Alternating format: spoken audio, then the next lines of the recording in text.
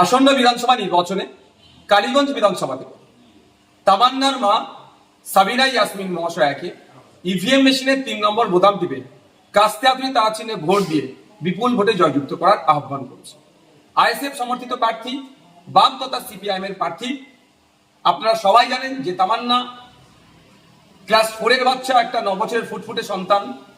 এই কালীগঞ্জ বিধানসভায় বাই ইলেকশনে তৃণমূল যখন বিজয় হয়েছে সেই সময় বিজয় উৎসব পালনের নামে এই বাচ্চাটিকে খুন করেছিল তামান্নাকে। তার মা আজকে ভোটে দাঁড়িয়েছে ন্যায়কে প্রতিষ্ঠা করার জন্য, ইনসাফকে প্রতিষ্ঠা করার জন্য, এবং আগামী দিনে কেউ না এই তামান্নার মতো বোমের আঘাতে প্রাণ যায় তার জন্য সমাজ বদলাতে নেমেছে।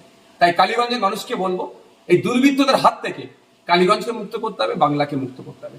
সুতরাং আপনাদের মূল্যবান ভোট আগামী 29 তারিখ ইভিএম মেশিনের 3 নম্বর বোতাম টিপে কাস্তে হাতুড়ি তারা চিহ্নকে ভোট দেবেন।